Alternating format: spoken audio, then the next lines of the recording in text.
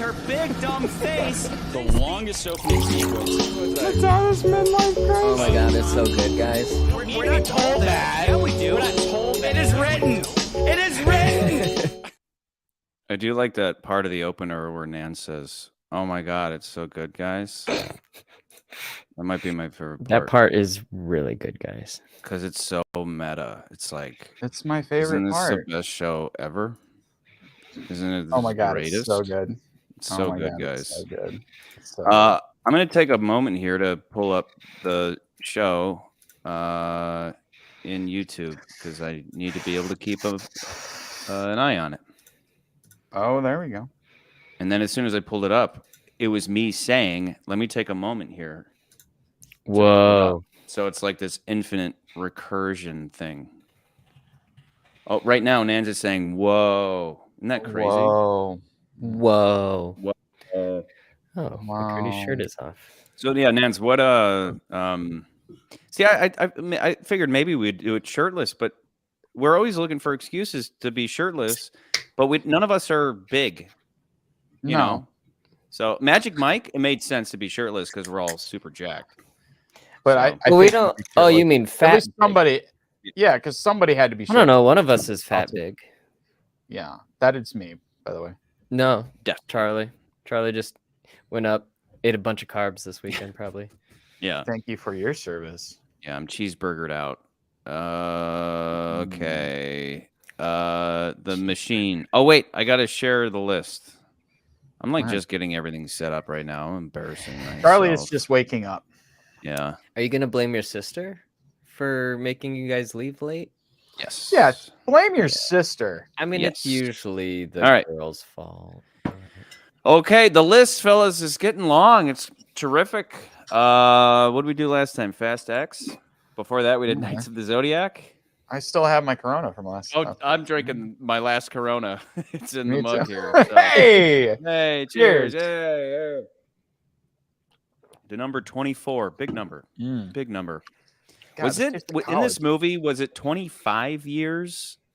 Was it 1998 to now 2023? Yeah, that- 98. I think is what he said. 98. Okay. I don't Yeah, know. 25 years, I think, is the. Mhm. Anyway, we did. We went and saw the Machina. The machine. The Machina. However you say the. Should we have seen The Little Mermaid? No. I don't know. There's a bunch of little Oh. dressed up girls posing with the poster when I was leaving Yeah. the machine, and I was like, "That's cute." Little kids like But everything. I also though. don't want to see that movie. Little kids can't possibly Uh-huh. articulate why something was terrible, but I don't know. It could have been terrific. I don't know. I try to not meh judge a things. movie until I've seen it, and then once I see it, I heard judge I heard crap meh out of it. things. I heard some Bad meh things? The things it was meh, but it was like the singing was actually really good. That's what I heard. Oh, That was yeah, really the good. singing's But there was a fine. lot of the but you CGI can and some of write- the other elements. Some were great. You know. You can write the exact same review. You can copy and paste the same review for all of these Disney live action remakes, which is the cartoon is better. Why did you make this? Oh, it is. Across Yeah, the I know. board. You know, You know what I watched instead of The Little Mermaid is I started watching Aquaman for started. no real reason, minus Jessica wanted to. Okay. Started though. Just want to watch. Not Aquaman. finished? Yeah, when Got when it. I watch a movie with my wife, we never. It is super over the top. She always wants I to love it. stop 45 minutes in. Well, that was you're basically sleep. watching. Didn't James Wan make it? Didn't he? And he made Yeah, the James better Wan made. Fast and Furious. I don't know. I movies. think we were just hopped up on him and Fast probably. And then Yeah. we got Insidious coming out as well in October, I guess the next. But I don't think he's directing that one. When does the Flash? I haven't come out? seen the first two, so I've never seen the other. There's a ones. lot of DC I haven't watched that I don't think I need to watch for the Flash, but maybe I should No. anyway. I think basically all I can sum up is you should probably watch Man of Steel. You should probably watch Justice League. I watched And- Justice League. Maybe Aquaman and Wonder Woman. I Mm. think you'll be fine. I think you'll be okay. I don't think there's that much you need to actually watch, and probably watch Batman, the very first Batman movie. That's not a decent, not Do a part of the you though? You just have to know that If Michael you've Keaton watched- was Batman. Yeah, I mean, sure, I'm but I bet familiar. you've already watched Yeah. those, so it doesn't really matter. Yeah. It doesn't really And matter. I have seen all Wonder Women. I don't think we made it through 84 actually, or 80 whatever. Well, good for you. 'cause Maybe we that's did. okay. I don't know. That's I okay. am. I'm very cynical about this whole bringing back Michael Keaton thing. It's like bringing back Palpatine. It's like, fine. ugh. Yeah, but it's I don't see how pathetic. it's bringing back Palpatine, but It's okay. like a- Yeah, because it's like, oh, let's bring back a thing to trick you into going to see the movie you that. feel that way when you saw the Spider-Man movie, the last But now Spider-Man you've been movie? tricked into seeing it. Right. So they Did you didn't. feel that way about the It last wasn't in the Spider-Man movie? trailer, though, right? Spider-Man was like, with Marvel, they plan these things out and they make a big thing of it. When Right, DC and does it, they're ripping off planned it out. Marvel, and it's I don't- desperate. but It's they just a planned it out desperate move. before We they got even it. announced We it. got. What do people like? Oh, So- they have some nostalgia for Michael Keaton. Yeah, I don't- Okay, get him in. I don't I think bet they that's- asked Christian Bale first. I bet you $1 billion they asked Christian Bale, and he said, "Get fucked," because you're all assholes. I think. And then they went to Michael I don't think they Keaton, would who ask was like, Christian "Yeah, I'll Bale, do it." but No, they probably want more silly. I don't think they did. I think Keaton works better. You understand for my point, this though? type of My movie point anyway. being that they do this You're a out of cynical asshole? desperation. Yeah, They do I it get out of that point. desperation. Whereas Spider-Man Right. was clearly Mhm. they put love into it. You know, I Clearly. didn't watch that being like, No. Is ugh. the fact that we're not Okay. talking about the machine a bad sign? Probably. Probably. No, I'm just waiting to for get slightly Charlie to roasty. I'm just getting slightly roasty beforehand because slightly like, roasty Machine, before he starts going into this movie. I didn't even have time to have dinner, so be prepared All right. for a stupid. So should I show. drink whiskey and beer? Yeah. Both of them. Um, I'm excited. I found Put my your whiskey copy of in Wind your Waker. beer. That's what Charlie would do. SB, I thought this was the Time Machine review. Which one? I recently watched the really old one. That was fun stuff. Oh, I love the old one. The Yeah. 50s one. Yeah. Who directed that one? I don't know. I don't. But I remember that was one of those movies I remember as a kid going through the library and then found this movie called The Time Machine. I'm like, oh, what is this? And then Yeah. like remember putting it in, and it's just like a cool discovery because you're like, I have no idea what this is. Yeah. And then it's just some old movie, and you're like, what is this? And he goes in the future, and he ends up in some weird like post-apocalyptic weird like alien time thing. It's awesome. We're like children. The people are childlike. Like the and- people, yeah, people are childlike, and then there's the monsters that live underground, and like they're technologically advanced or whatever, and like but humans are like children or act like children. Really cool. Yeah. Sounds like today, actually. I think Charlie would be Okay. underground though. Charlie would be. Oh, trust me, I'll be covering that someday. Anyway, we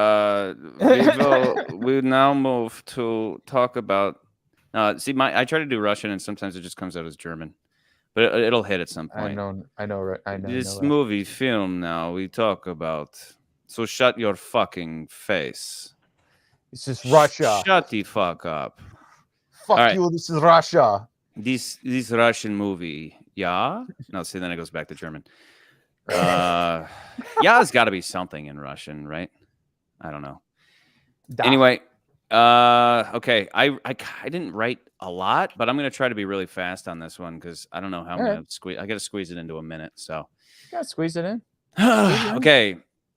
The Machine is one of the strangest premises for a film ever, not just because of its oddball story about the Russian mob and a young comedian being forced into committing a terrible crime, but because at some point you realize you're watching that person's attempt to alleviate their guilt by apologizing and making things right, not in real life to the people he actually wronged, but to fictionalized versions of those people several decades later. After all, the movie actually opens and closes with therapy sessions for Bert Kreischer, aka the Machine, and everything in between is also a therapy session for Bert, a fictional sequel to this absurd Russian story where he returns to the scene of his crimes with new gangsters to reminisce about the good times hanging out with other gangsters that forced him to rob an entire train of people, something objectively horrible. But as humans, we've evolved the ability to laugh at the horrors of life so that we might glean some joy amongst such dreadful existential sorrow.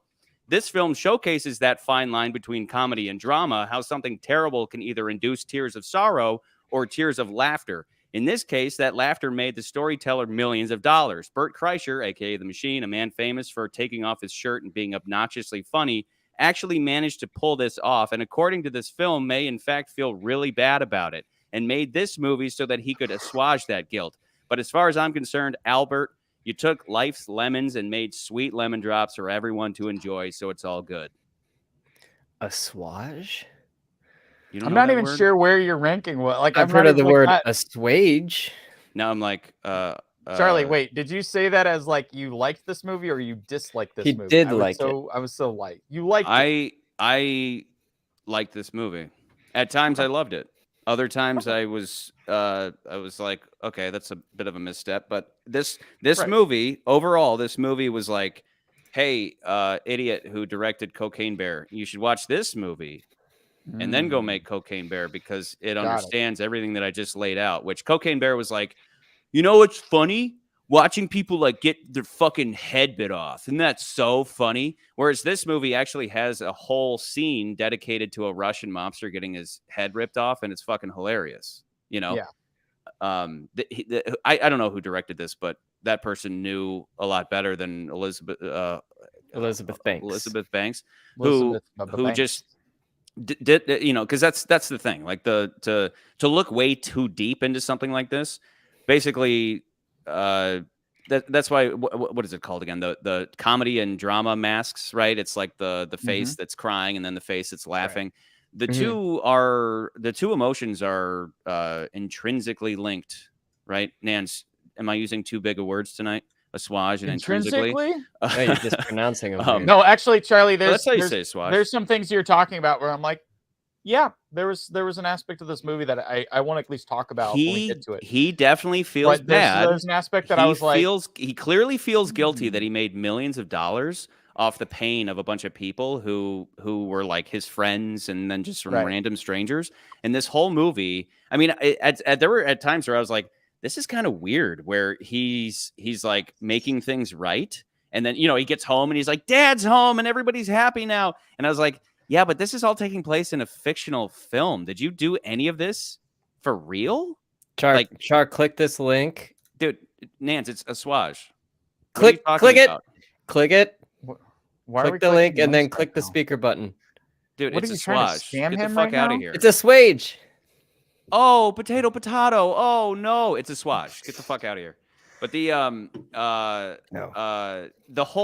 whole concept is explored in this, where it's like, he objectively did horrible things back in the day. Like he got drunk and robbed a whole train of people. We laugh because that's what comedy is like the example I always use is if you see somebody fall off a roof, you don't immediately, and like maybe their head bounces in a weird way. If you see a video of that, you don't go, oh my God, that's terrible. You typically laugh because it's terrible. And that it's like, it sticks right in that part of your brain that's like, you're going to die one day and life is terrible.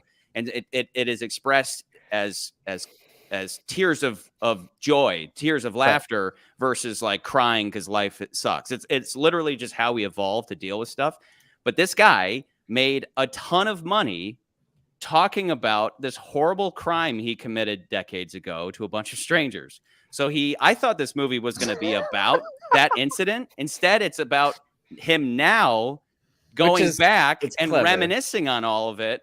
And like almost bragging about it in a sense, but you do get the sense that he's all fucked up over it. The movie begins with a therapy session. It ends with a therapy session, and everything in between is him trying to assuage his feelings of guilt at this thing he did that he then capitalized the therapy on. Session at the beginning. I walked in maybe a minute or two Damn it, late. Nance. I will say birthday stuff when I walked in. Well, let's jump in to talk about this movie a little bit in behind the scenes, if you will, about this movie, if we shall. Let's get into it. First off, we got to look at Huevos and that beautiful shirt that Charlie is also sporting today. Charlie, can you show me, Chucky Rance? Can you show me your shirt, please? Oh yeah, there we go. If you buy one, you're one of 3 people on the planet. Don't tell people that. Say 30 people, because that's how we do it on this show. The 30 people you'll be a part of. Also, I dare you. I dare any of you to buy a fucking shirt. And in the Discord, everybody's like, "Oh, I'd love to own that shirt. I'd love to." Yeah. Put your fucking money where your mouth is, or don't. Whatever. I will when I have the money. You should also buy our new mug that we have. It's sporting some beautiful artwork that we have of ourselves as Chucky Rance as a villain, myself as the lovable, not vulnerable. I fucking love, I mentioned Secret Service, and then Nans with his I love Casino. It's the best movie ever. Look, it's such a great, great mug. Get one for your mom, your dad, your dog. Father's Day is coming up. Don't be shy. Father's Day is coming up. You want to make sure they are. You want your all dad to be like, up. who are these weirdos? Get the ranked merchandise now while you still can. Yeah, Dude, it's why going would I away want flying soon. off the shelf. It's flying off the shelves. I didn't know if you knew this. It's flying off the shelves. So let's get into this movie, shall we? The Machine, right? It is directed by Peter Antincio, written by Kevin Beagle and Scotty. His name is Scotty. I just realized that. Scotty Landis, based on the comedy of Bert Kreischer. Which is wild. It's like you would have thought that he wrote it because he's like, no, I need to. Do you I think feel so I guilty. remember. Do you think I our remember Scott he has any machine stories? He must. What's that? Oh, he's got a lot He of might. machine stories. Oh yeah, definitely. Yeah. So the story behind The Machine is based around Bert Kreischer's stand-up story that went viral roughly 6 years ago. I think it was 2017. To date, the YouTube clip of that story has garnered 52 million views and counting on YouTube. Story accounts for Bert's college trip abroad to Russia, where he joined the Russian mob for his partying in 2019. Because Nan's asked me this question. In 2019, Legendary Entertainment bought the rights to develop the viral story into a film. Peter Antincio directed and produced the movie. He's from Key and Peele fame. He directed a lot of their shorts. I think they even did one of their movies that they did together. And then, however, this is something I did not know, and I was like, my mind was blown. This is not the first time Bert's partying antics caught the eye of Hollywood, because Bert Kreischer. It turns out that Bert Kreischer, I had no idea this, that Kreischer is the basis for National Lampoon's Van Wilder. No. So starring Ryan Reynolds.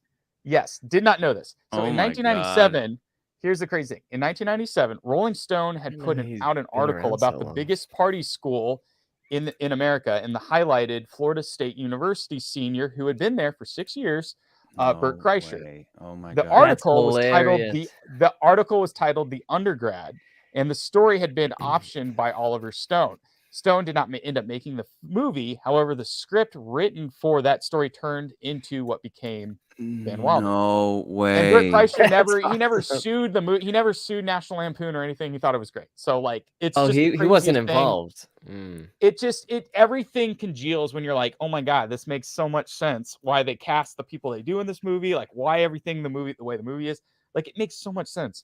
Today, Kreischer is of course popular for his stand-up comedian, and has his own podcast with fellow comedian Tom Segura titled Two Bears, One Cave. It's hilarious.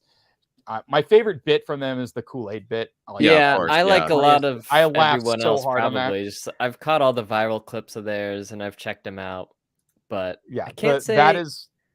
I'm too familiar with Bert outside of that. I don't think I've listened to any of his stand-up. I have Tom Segura. But you saw The Machine. You listened to The Machine, right? Yeah, like you saw that when that first came out. Yeah.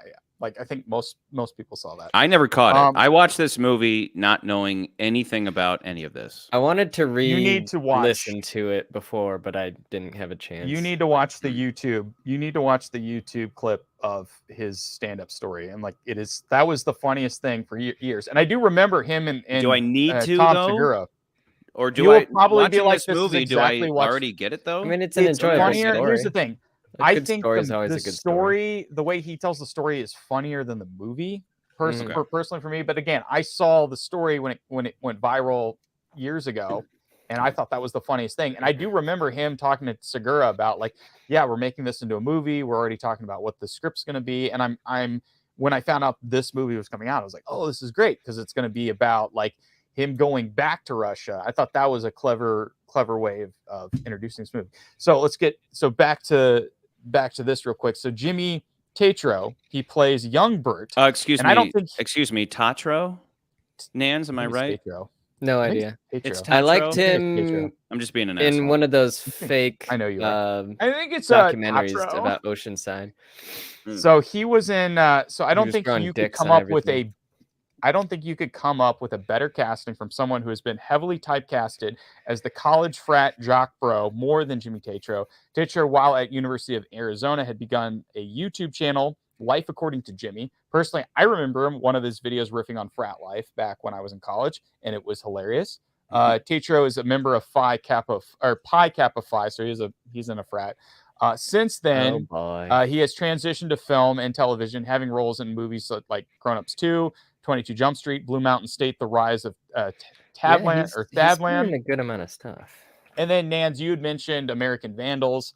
that was like, he was on this Netflix show about the guy who drew penises everywhere, and then it's like a mockumentary on like crime dramas, and it's hilarious. It's like, I think one of the best things he's ever done. But like, I think that was for me, that was like his breakout. Like, this guy's funny. Yeah. So the fact that they cast him in this movie as Bert, I was like, it's fitting, perfect. It's so perfect. And then finally, I didn't go that far with this movie as far as people and details, because I don't think there's that much to talk about other than the story itself. And of course, we got Mark Hamill. He's Luke Skywalker, and then he voiced the Joker. And he's playing his dad, whose name's Albert. He's in that Star Wars movie. You remember, Nance, that Star Wars movie? Oh, wow. Yeah, it's Mark Hamill. Oh, my God. He's in that Star Wars movie. And then I think I just kept this last one. But Nance, what did you think? What did you think about this movie? I kept the last thing. It's always about family, man. I was aware it was coming out. I wasn't following it because I didn't care. I just assumed it was going to be a garbage movie. And I'm glad you made us watch it. It was way better than I thought it would be, and it was actually pretty decent. Interesting. Yeah, I think I don't know what outweighs what. Pretty good or better. Generally strong. Like generally throughout it was strong, and then there'd be some stuff that was kind of weak or kind of loose, things that didn't really connect. Like, I mean, it's just like an hour and a half of watching Bert be Bert. And I like Bert, so I like the movie. He's funny. So there was, it's like heavy themes of family, right? And different family members reconciling, and then that's supposed to be coupled with, that's mirrored by this Russian family, where the whole premise is that some old Russian gangster watches Bert's stand-up that we just talked about, where he's talking about robbing the train, and he puts two and two together. He goes, that's him. That is the machine. He stole my watch, this family heirloom, and he sends his basically whatever, tells his children, like, go find this guy. So this Russian woman shows up at his house in Florida, right? And kidnaps him back to Russia, where the whole thing is they're going to track down the watch, because he's like, I don't have the watch. We stole all that stuff, and then somebody took all of it. I don't know who. So we retrace his entire story in Russia, starting from where he lived, in the dorms, all the way back to the train, and it's like an interesting way of just kind of making this weird sequel where, how like we've talked about sequels, the nature of sequels is give me the same thing but different. So it's like, okay, let's just retrace our steps. We're trying to, like, when you're looking for something you lost, you just retrace your steps. So he brings us back through the entire tale, and they're constantly jumping back and forth between the past and the present. And it's like take something like we've talked about Mad Max Fury Road before, where it's like the whole movie is they go from one place, they go there and back again, they go somewhere and they come all the way back, and that's what we're looking at. Is just like the same thing, but a 25-year difference. So anyway, so back to the family. There are these heavy themes of family members being at odds and reconciling, and then that's coupled with the Russians. Well, hang on. The Russians are also kind of fighting over each other, but that stuff is just a little more loose and doesn't exactly connect with that core theme. It stays pretty heartless throughout. This is what I grabbed from it. Like, this is the one thing I wanted to kind of mention or talk about, right? I thought it was interesting that they were trying to find a personal story specifically with his father, because like they were trying to talk about his father passing on their knowledge of fatherhood to transfer to the head, or in analogy with the Russian mob, was like becoming the head of a family, becoming the head of a mob family, right? So there's this kind of like, you can see it as they're mirroring the fact that like you've got Bert and his dad, and Bert doesn't like the way that his father treated him, so he's trying to change. And not realizing his dad wants him to succeed him. His dad, he's like, I sell carpets. His dad is a carpet salesman. You to do that, right? I want you to succeed me and do the same thing. And then the mafia family is like, same thing. Like, I want one of you kids is going to succeed me. the woman, like the main female character who we like start, like at first we think she's an antagonist and then eventually like they become on the same side and everything. And she's the one who wants to take over the family. Yeah. You start to like her and you realize that she wants to take over the family of this mafia, basically that she wants to be the head of the family. So then you see like there is definitely like a theme of I wouldn't say it's just family like last week. It's more specifically like being the head of the family or being the father of the family or being, being somebody who's in charge of the family, and how your parents, specifically, I think how your parents, the way that your parents raise you affects you and how you affect your kids. And I see that theme throughout it. I'm not 100% sure it nails everything with that theme, but like there's times where I'm like, okay, this movie had a little bit more to offer than just like, let's bring this story of the machine that we saw as a stand-up to life. So I did appreciate that. Personally, for me, I didn't find it, I guess I didn't find it as funny as you guys did. I thought it was funny, but there were times where I was like, oh, I don't know if I think this is going to be a good movie. I honestly came in here thinking like, I don't know if you guys are going to like this movie. Cause I was like, I kind of left like, all I could think about was I thought it was a little disappointing. Like everything that I said in the Cocaine Bear episode where I was like, these people didn't understand humor. It like, okay. And I want to point out 2 specific scenes. I bitched a lot about that scene where the older woman in Cocaine Bear is like, open the door, I'm going to shoot the bear. And she does this, right? She's pointing the gun straight at the camera.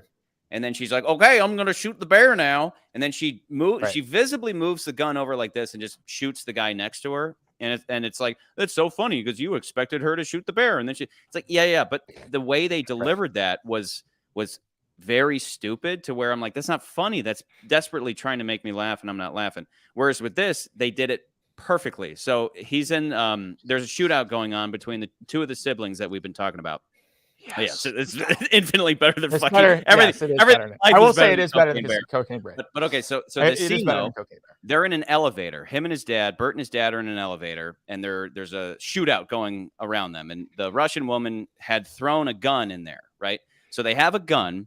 And he's looking at his dad, who's this like really capable dude. But throughout the movie, he's like, I took a vow of, after I read Nelson Mandela's memoirs or something, I took a vow of nonviolence or something like that. Something stupid. So he's like, Dad, you have to protect us. He's like, no, I can't. You have to do it. So Bert's like, okay. He takes the gun. And he says, I'm just going to shoot him in the leg. So you're expecting him to just shoot him in the leg. And they do this kind of drawn out slow motion thing where this just mean looking John Wickian type of Russian mobster guy is walking at them, like, I'm going to kill you. And he's like, I'm just going to shoot him in the leg. And he leans out and it's like, dude's doing his badass walk thing. And he just perfectly shoots him right here in the forehead to where that like perfect execution. And then it's followed up by he falls and kills a guy. And then that guy falls and their guns are accidentally going off. And so he kills 3 guys on accident. And it's like perfect. Like that joke was directed perfectly versus Cocaine Bear, which was not communicated. And it subverted expectation, but that's not what humor is strictly about. It has to subvert expectation within a logical context. And so those 2 scenes perfectly showcase what I was talking about. Executed like dog shit, like bear shit, like scat in Cocaine Bear, executed perfectly in the Machina. I'm glad you said direction, because I was wondering, like, oh, naturally, like, you have a stand-up comedian around, it's going to be funnier. But stand-up is completely different from like film comedy. And it does come down to the editing and the direction. It's a lot about energy, telling like a joke. And you get Bert's energy in his acting. Energy. But like what you're talking about is direction. I think Kevin Hart is a much better actor than he is a stand-up. I think as a stand-up, he's one of those guys where you're laughing more at how energetic and like funny he is so far as energy, not necessarily his comedy, like his actual jokes and stuff. Whereas someone like Bill Burr, Louis C.K., Dave Chappelle, you're not. Yes, they have great delivery, but you're laughing at how fucking clever they are versus, like Dave Chappelle, he doesn't have to be big. He's chill, but slays, So anyway, but like the point being that with Bert, the expectation is obviously that like you're like, he's going to fuck it up, but he ends up doing it masterfully somehow, right? But it's drawn out like they're both gonna die, and then they perfectly reverse it within context. It's beautiful. So Cat Williams. What didn't work with you? So I'm curious though, Charlie, what didn't work for you for this movie? Because for me, like I was more on the fence of like, I'm like, I didn't hate this movie. I was disappointed with it. Like I thought it could have been better, but but then I was surprised with how like they made more of a realistic. They made a lot more realistic story choices where I was like, oh, this is like a kind of a deep story. An actual movie about it. Like there was actually it wasn't just like, ha ha ha, let's make jokes about this story. I mean, you went out the gate saying like, oh, well, this is like Bert really legitimately feeling bad about it. I took it more like, oh no, they made this like a father's story. Like this should have come out Father's Day. Like this is a Father's Day movie. This is a movie you should take your dad to go see, you know? Like that was my reaction after I saw it. I'm wondering who's seeing this movie. People that aren't aware of people who are fans. The I would viral say clip that are going to see it. think it's which I never saw. Again, I never saw that clip. I never knew anything about this, but and that might be why I like it more because I went in. That's why I don't watch trailers. You went in that's blank. why I you walk went in knowing nothing. I like knowing nothing. Yeah. And then I'm mixing beer with my protein shake like a frat bro. Oh my god, dude, Nance is gonna start doing push-ups by the end. So I like okay. There's things like that decision of including a father is you can see why. Again, there's a loose theme of family for both the Russians and for the Americans, and it's like I guess it's. Because again, like you said, the whole thing, like a father wants to see his son become an adult and ultimately replace him. Like that's the whole purpose of, the spirit of the father is that's what the prodigal son is like, fuck you, dad. I'm going to run off and do a bunch of hookers and do drugs. And the dad's like, well, that sucks. Cause like, I hope you don't get AIDS and die because someday you have to become me, you have to embody me. So then, the prodigal son comes back and he's like, okay, I did all the hookers and blow. And now I realize that this thing you had going on is probably better than that. But I got that out of my system. And then in that story, there's, this story he doesn't have a brother, but in that story, the brother who stayed home is like, well, what about me? I never went and did hookers and blow. And his dad's like, yeah. And that's why you won't value this, and you never grew out of like your brother went off and did childish things and therefore became an adult. And you're still kind of a child. So the point being that his dad's like, you're an embarrassment. Like you've made all this money, but you've done it by being a child, by essentially never having matured. And so the hope is that by the end of their tale, he will have matured. But it's like, it's coupled. It's that where they at some point are working through their shit because his dad is not a very vulnerable guy. And then eventually they kind of have their sweet moment, but then they're also like, this is one of those movies where I was like, I hope the third act doesn't suck because then it's in the camp of like Megan and Missing, where it's like good first 2/3. And then it's like, what do we do? Let's just have a big John Wick style fight. That was fun, but it's like, how do we end this? Let's just have them beat the shit out of everybody. And then on top of that, which I was kind of okay with, but once we got outside, so big fight happens, they kill all these, he's like, fuck you, commies. They get outside and the father shows up. The father of the Russian mobsters shows up as expected. And at that point, there's only two siblings left, the sister and the brother. And it's same thing we've been hearing the whole movie. It's like, yeah, you're really tough and all that, but you're still a woman at the end of the day, so you can't head the family. And she just shoots him. Yeah. And then everybody's like, okay, I guess you're the head now. I thought she was gonna shoot her brother. Because he was like, you wouldn't even kill him.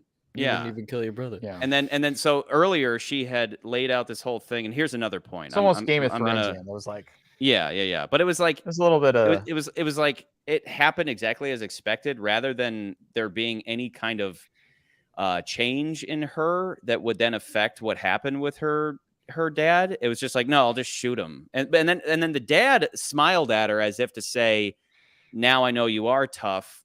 I'm happy now you get to take over. But that wasn't vocalized. It was just maybe in his face. Like he died smiling. He was like, oh, you killed me. You are tough. Yeah. So it was kind of, it was just kind of would have had sloppy and a messy by the end. similar journey as Igor, who is like, no, I don't need to be like in this big mafia. I don't need just this go live thing in I a wanted village. the whole time. I mean, she even Mhm. smashed the watch at the end. I mean, they get the watch after like searching for this thing forever, and she smashes it. She kills her dad and then smashes it as if to, but it almost should have been like she should have walked away and then smashed it or something, like symbolizing the family falling apart. Something more than just shooting him. But then she turns. There's a joke attached to it. She turns and she says, "Did I do that?" Because earlier in the movie she had referenced Steve I thought Urkel. that So was it was a like silly. I forgot about that. it I was certainly completely forgot silly. that It was Steve Urkel. it was Yeah. kind of funny, but it was kind of weird. But okay, but and then, let me make a final point on all this shit. You can make a That- final point. that- I will allow it. Okay, so in the beginning of the movie, Okay. Bert is talking to his wife, and he says, "Have you ever seen The Nutty Professor?" And starts talking about how he's going through the same thing that the Nutty Professor had, which is that story. Whether it's they only reference Eddie Murphy, but that was a remake as well from crap. Right. What's the comedian? Right. What's the comedian? But he shit. Famous comedian. Now it's gonna bug me. Famous comedian. Starts with a J. Start with Jerry Lewis. Yeah, it does start with a J. Jerry Lewis. Yeah. Jerry Lewis. Yeah, Jerry Lewis. Yeah, Jerry Lewis and Eddie Murphy both did a rendition of The Nutty Professor, and the whole thing is that he's a nerdy dude. It's a comedic Dr. Jekyll and Mr. Hyde. So they discover a potion that when they drink the potion, they turn into like a sexy, James Bond version of themselves. And so he's explaining this to his wife because he's like, that's where I'm at. That's what's going on with me. And then jump forward, she's in Igor's house with he's in Igor's house with Elena, which, by the way, all I could think of was Elena, take a hike, from GoldenEye. But that is Elena. She is Stand by your nans. Stand by your nans. Yeah. So she brings up, have you ever seen Family Matters? There's this character, Steve Urkel, and I remember seeing this as a kid. I watched it on Stefan live, when this episode came out, where I've met he him. made a I met that guy. It was like thank God it's Friday, TGIF, right? So Family Matters, TGIF, and Steve Urkel creates this potion. Same story. Creates a potion that when he drinks it, he becomes Stefan Urkel. And everybody likes him, but then eventually he has to it's one of those balance of between the two. Like he's a good guy, but then he becomes the bad guy. But then he really, like what I always talk about with Bond. Bond is like he's capable of good and bad, right? We all should be able to do that, because if you're just capable of good, you might be a coward. If you're just bad, you might be evil. You need to do both. So she tells him, you need to reconcile the two sides of yourself, Bert. And then but she doesn't end up doing that. So like that theme, my point being she doesn't have to. That's a story. That's his story. But I do think here's the thing. I think they're trying. It felt to like a vestigial thing. It felt like something still left in there. Well, because he had talked about Eddie Murphy. He talked about the Nutty Professor, and then she expresses the same thing with a TV show. So it was like, wait a second. I think here's what I think they're trying to do. I think they were trying to because I think he is having this realization, right? Because like he has this thing that they talk about where he was drunk and his daughter got pulled over, and his daughter got arrested or got in trouble because he was drunk and he was also in the car, and like she was underage or whatever. And there was a whole thing. So he personally felt like a bad parent at that point in time, right? So I think what they're trying to say though is like this persona of I'm the machine is a persona, much as like Bert Kreischer is a persona. And so they were trying to say like Bert as this just dad, as a person, as just a normal person, right? Like that's his regular persona, or that's like who he normally is every day and when he's doing parties and stuff. And he's trying to be this dad type person. And his family's kind of rejecting this persona that he's creating because like he's like, he's trying to change. He's trying to be a better person, right? So he's making all these ridiculous, like, I'm trying to change, I'm trying to do these things. And it comes off very it comes off a little egotistical. It comes off a little narcissistic. The daughter's saying, you make everything about you. I told you not to invite a bunch of people to this party, and he invited 100 people, and he's trying to do, and he's doing that. On the other side, though, he's afraid. I think again, like me making this argument is making this movie sound way deeper than it really feels like it is when you watch it. Well, yeah, go but watch on the my other opener side, again. You're like, on the other side, this movie it's like he's saying, oh, I am the persona that people know me as is the machine. They know me as this basically party drunkard Jimmy Tatro, which is kind of fake college because bro. he stole all of he's his like, machinisms from popular movies. Like they're like, So then do at that, the do end that of the thing. He's like, movie- do I make you horny, baby? And it's not yeah. original. We all know it's Austin Powers. The Russians don't, and he does that throughout. And so like everything, all the stuff they love about him isn't him. It's stolen. Right. So then he's trying to basically at the end of the movie say, like, I have to find a balance between these two personas that I have created for myself. I have to find the balance between being Bert and being the machine. And I guess that's the extra theme that the movie's trying to tag on. And this is why I don't think the movie's as strong as like some of the other movies on our list, because I feel like it's trying to battle two different themes of like fatherhood and taking over a family versus this other theme of being like about two different personas and trying to find a balance between the two, which that's a strong theme in itself too. Because you see, again, like you named it, rattled off a bunch of Nutty Professor, you were Family Matters with Steve Urkel, Jekyll and Mr. Hyde. Even like today, like you have the Hulk, where there was that whole thing at the end of the Avengers when they were like, he's trying to figure out if he's he's trying to find to be Banner or if he's trying to be Hulk. And then of course at Endgame, he's like, oh, I can be both. I am the Hulk and I am Banner. I am these two things at the same time. Yeah. So there's like, I love that duality story, but it's like, they felt like it's literally the duality of man. Story. I mean, there's a million more examples of the duality of man. And again, I talk about it with Bond all the time. Being like whatever, like what do we say? Order and chaos, right? Like he's trying to create this order version of himself, and then there's the chaotic, the machine version of himself, whatever it is, that's where, but I do feel like these are not conflicting, but it's like, okay, what's the theme? Is it the father taking over theme, which is kind of laid out, or is it like you have to reconcile your internal like partying, like find a balance between being a decent human being and when you can be reckless and have fun. And like, what, like, was that like, that's where I'm like, that's the only thing where I feel like this movie feels like it wanted to do both and have its cake and eat it too kind of thing. So I'm not like, I don't hate the movie, but I do feel like it is weaker because it's not like focused on one thing.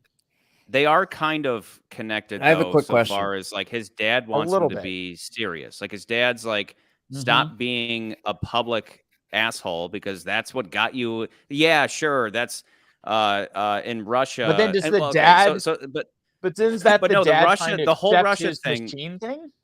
The reason why I can't help but think that Bert wrote this himself because he wanted to feel better. Where there's moments like he runs into a different Igor who who lived in the dorms with him, and who Igor was like his first like ruffian buddy, and later he runs into Igor again, and now he's got a family and he lives in the middle of nowhere, and he's like, you did this, Bert. You saved my life because you told me something about like life is more life doesn't have to be a certain way. Whatever he told him that made him run off and start a family, because he's like, I would have died in the mob. And it was a stolen line, right? It was like a movie line or something. Yeah, but all the same, she's like, well, it still had this positive effect on him. And Igor though tells him, because he's like, he says, do you know why I hooked you up with the mobsters on the train? Well, that was because I knew that they would love partying with you so much that they wouldn't hurt your classmates. And that's what I mean, where it's like, let me justify your public drunkenness so that you don't have to feel so bad. And maybe that's true. Maybe that's why Igor did it. But the whole movie feels like Bert feeling bad about profiting from other people's misery. That it's like, I need to go back to Russia and be told that it actually was all great, that I should feel really good about it, you know? And when really all it is that like he just gets drunk and takes his shirt off and does impressions, and you know everybody loves him. I mean, all the way back to the where it all started was that he went up to like his whatever American teacher person was like, don't hang out with the mobsters, don't party with them, don't hang out with them, and they go in. He goes up to their door and he said he meant to say I'm badass. I meant to say I'm Mushina, but he says I'm Machina, which the movie never clarifies that Machina, yes, means machine, but it means car specifically. They call cars machina. Really?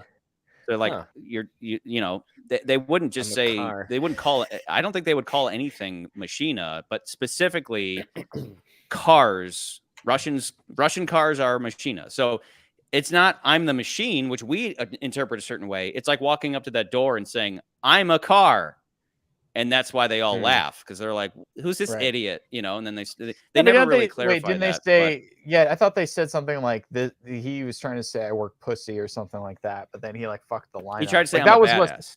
He tried to say, "I'm." But you should I'm watch Machina, again, which means I'm a badass. Watch. You need, after we finish this, you should sit down and actually just watch the YouTube. I think it's like a 10-minute YouTube story of him telling it, and then you'll have like maybe a different outlook on this whole thing. But you should watch that.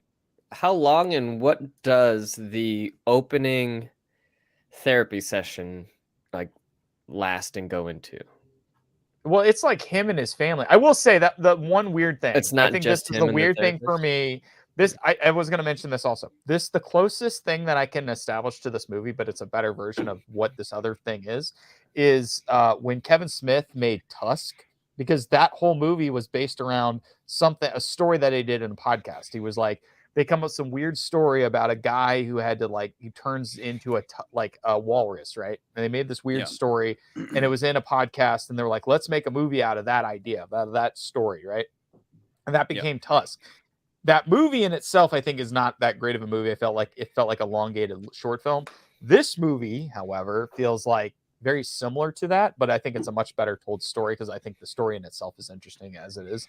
But I do like, I do like the element of let's kind of tell the story for the people who don't know, but also let's add on to that. Now he has to go back and reconcile with all the things he did. I mean, Igor even gave him the jewelry so he could give it back to him. Right. Does it set up his troubled relationship with his dad? Because that kind of they kind of mention it. Okay. Yeah, they kind of mentioned he doesn't like his dad. There was, and I will say, personally for me, there was elements of this story that I was like, ooh, that hits a little too close for home for me. I felt like I was like, yeah, I can relate in a little bit. And I'm sure everyone can relate to a degree of not seeing eye to eye on everything with your father, with their dad. Yeah. There was a little bit of me that I was like, oh God, that's that can kind of be the relationship with my dad sometimes. Not all the time. What is Huevo's talking about though? What I don't know. Charlie, you overthink it. The movie slaps somewhere near top 10, maybe top 5. Not 5. The movie called The Car instead. Probably not 10. I agree with them that this movie shouldn't be towards the bottom. I thought this was. It's not the bottom. Okay, let's clarify. I don't think let's it's clarify. At first, I thought it was like the theme. Hold on, McCurdy. Right. The theme of fatherhood stuff. Again, it's like the question is, when she shoots her dad, when Irena shoots her dad, is that, like I said, he smiled. Was the whole thing, and he looked like he was dying the whole time. It could have been set up. It could have been set up better, where he wants her to be tougher, and he's even if there was a scene that introduced her, where maybe she tried to give him a hug or something, and he's like, "This is why you'll never take over, because you're weak." And then flash forward to the end, and she shoots him. And that would explain why he's smiling as he falls over, because it's like, oh, you're proving to me that you are tough.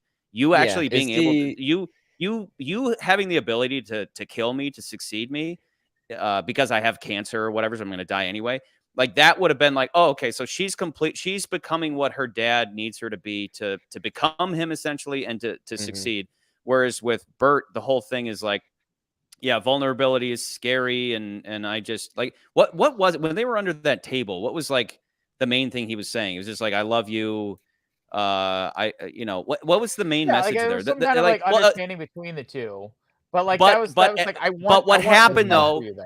What happened was he was like, you go ahead and do your drunken, shirtless thing, and that's gonna save us.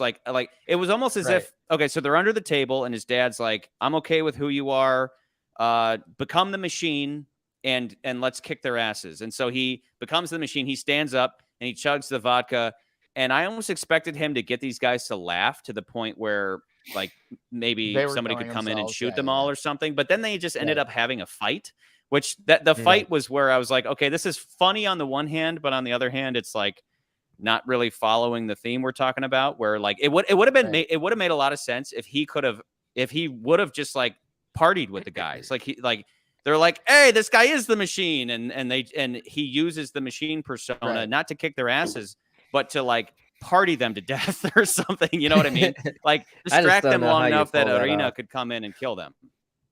I did think she was going to show up in the room, but never did. I don't know. Yeah, I do feel like the ending's not as strong. Like again, like I here's my thing. I think this movie's okay. I don't think it's great. I think it's good. I left the theater. I'm like, I was a little disappointed because of course I was a fan of the original viral video and all that stuff. And I've always liked Tom Segura and Bert Kreischer as comedians and stuff. I thought they were always really funny. There were times where I felt like this was a little too heavy-handed with like especially in the beginning where it's like the history of Bert Kreischer, and it's like you go through all these like clips of him, and I was just like, this is a little like it felt a little too self-serving, a little for me. And then which is kind of the point though. When that's the framework for the beginning of the movie, it like took me out of it, and I was like, I don't know how I'm gonna feel about the rest of this movie. Jeez, how much of and the then, beginning of course, did I got into it. Like, don't get me wrong, I did get into it, and of course, we're talking about like this movie's a little bit deeper than it puts on. Like, it's like, yeah, it's a funny movie about this funny story, but then you're like, oh God, there's actually like real themes in this movie about like, again, like persona and fatherhood and all that stuff. So there's real stuff in the movie. So I am torn to be like, where would we put this on the list? Personally, when I first thought about this, I was like, I don't know. I felt like it was closer to the bottom. Not Cocaine Bear, but like maybe above Cocaine Bear for sure. So I just don't know where I'd put it in the realm of movies. I just didn't think this like screamed to me to being like, oh, this is like an incredible movie. Maybe like, you know what? Actually, I'm looking at the list now. I think maybe Renfield, somewhere in the Renfield realm is a very good spot because remember, Renfield was a movie that had some really strong themes that weren't always executed at the best, but I felt like they were trying to tell a much more personal story about like life and things like that. But the movie overall, I don't know if it was like it definitely like excelled. So that's where I'm kind of putting my head right now. It's like near Renfield. I don't know where you guys are at. Nance, just FYI, I muted you because you sounded like this. Hey, let's all sound like it.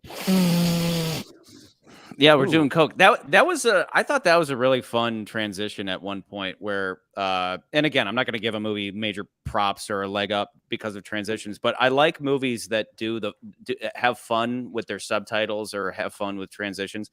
There was this great transition where they get kidnapped and they're on a jet, and the jet lines, the streams, the chemtrails, if you will, suddenly turn into lines of cocaine that then the Russians are hoovering up. And dude, it was great. They did it towards the beginning because there was another one with like the train carpet into like the grass or something. Yeah. Both of those were very these impressive. transitions. Or I don't know why I missed when Bert was kind of checking out the dorm. I have no idea, and I didn't even spinning, and you see the young guy looking at the dorms.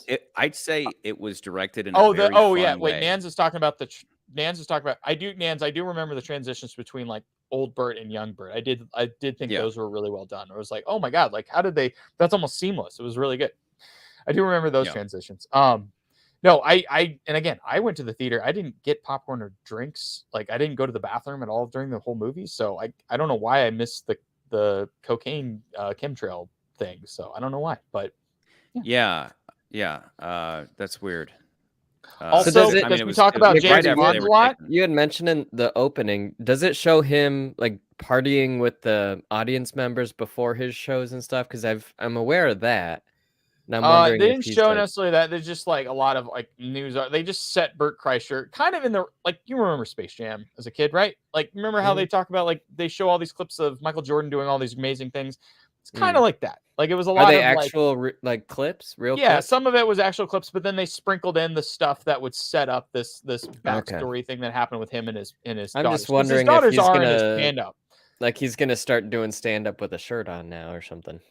Nah, like they were saying why specifically like why he hasn't been doing new episodes of his podcast, which later Igor's like, why no new episode?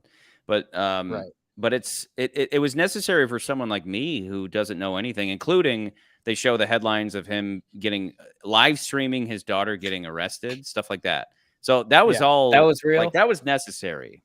I don't know if that's real. I have no idea. Really? I should have looked that up. I have no idea if that's real or not. I feel like that was a fabricated thing. I think it is. I wouldn't be surprised if everything except for the movie itself was real. Like everything they laid out seemed legit.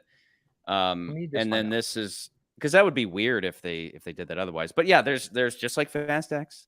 Oh wait. No, this is the second movie, right? No, we've got 3 movies this year that all start with Russian movies? Therapy sessions. No, that start with therapy sessions. So Beau Is Shazam. Afraid. Okay, so I know one's Shazam. Beau Is Afraid. Beau Is Afraid.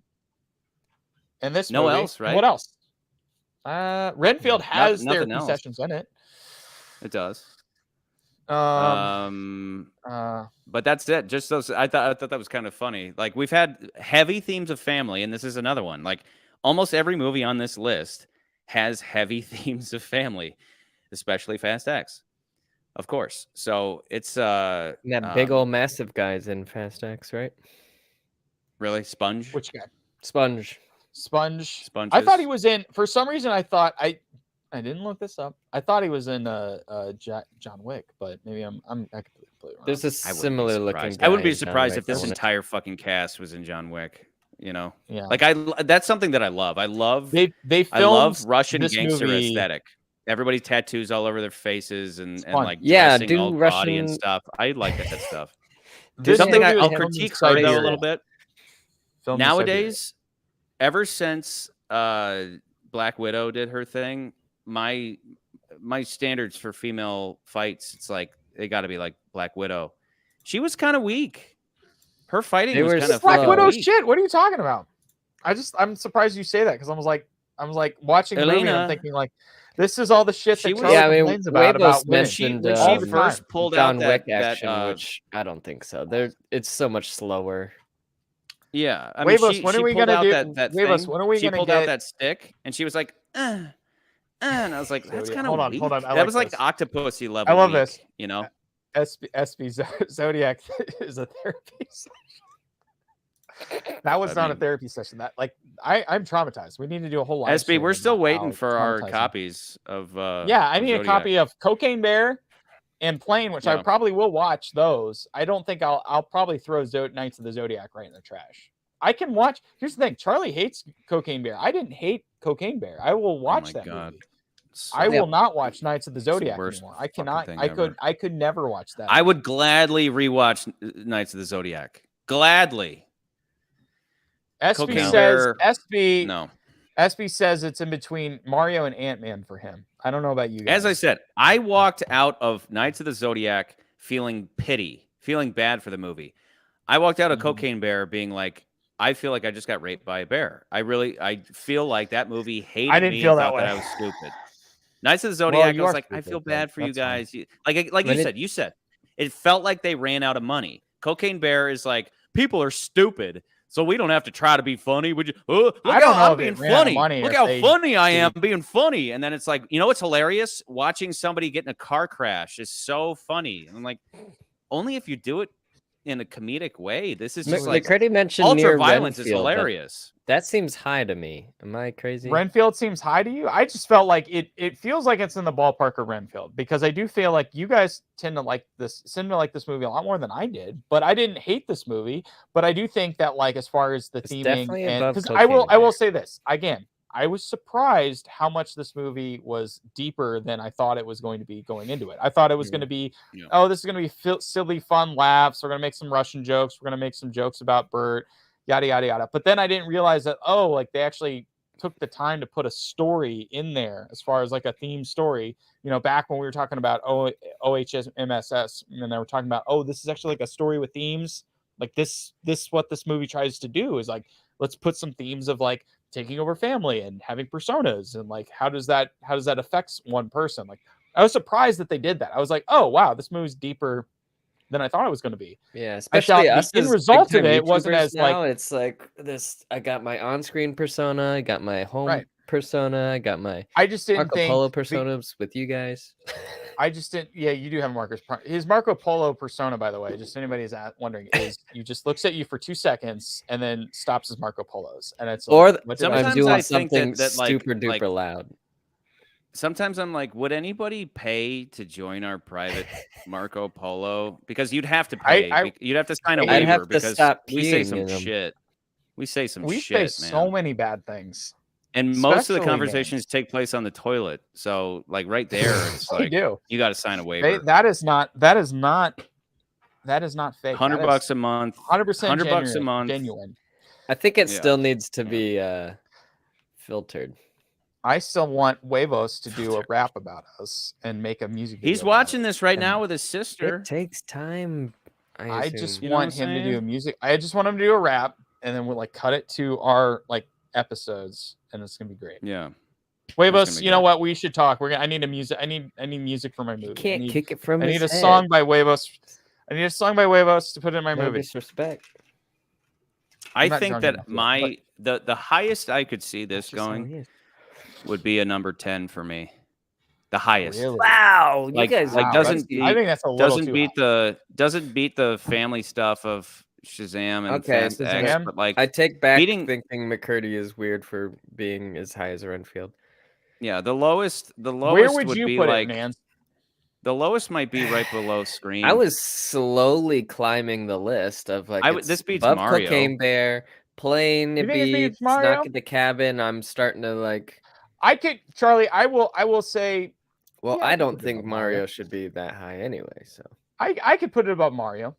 I could put it above Mario. Like Mario's Mario. Could Scream that high, yeah. Scream has its family theme stuff and it nails it. There's no confusion there. There, like again, even something down to as simple as if he would have said when she laid out the Stephen Urkel, if he would have been like, Eddie Murphy, and she doesn't know what he's talking about, that would have at least combined the beginning scene where he's talking to his wife with what she's telling him, because she's telling him the same. Those scenes are the exact same, just subtract the wife and add in Elena.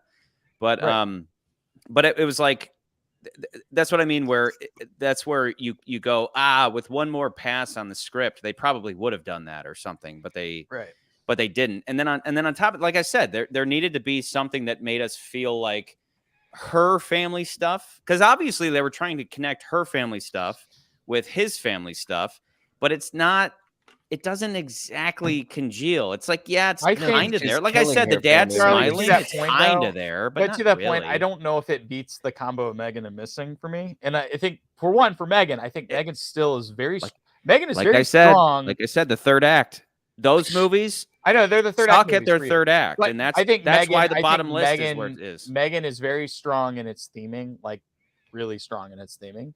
I think Missing is again a very engaging. I think Missing is a very engaging movie.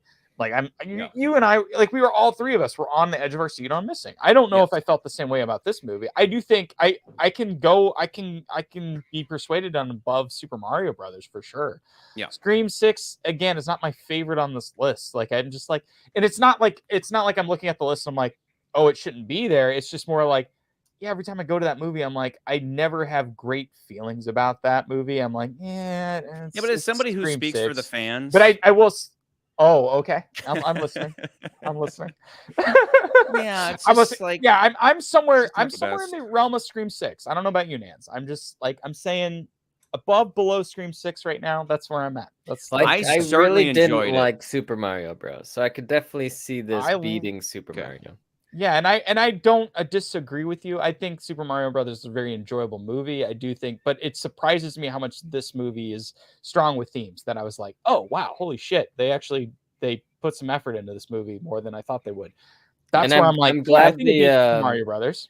I'm sad that I missed the first portion of the movie. It sounds like though that it only supports the theming for Bert. It does, but it's more of like set up for like who Bert. I walked in. And the party's going. Birthday party's going. Okay. Was before or after his dad showed up? Before his dad showed up. So I saw him be like, "Oh shit, my dad's here." Okay. Right. So you did miss. I think you did miss quite a bit. I would. Yeah. I'm above or below Scream. That's where I'm at. So again, just to recap, it's like the whole thing with him and his dad is his dad's like, you're essentially a professional child and I want you to become more like me. And he even invites him to start selling carpets. He's like, if you're not going to do comedy anymore, you might as well sell carpet. And then that's coupled with Elena, who wants to. She does want to succeed her father, but her father refuses because she has a vagine.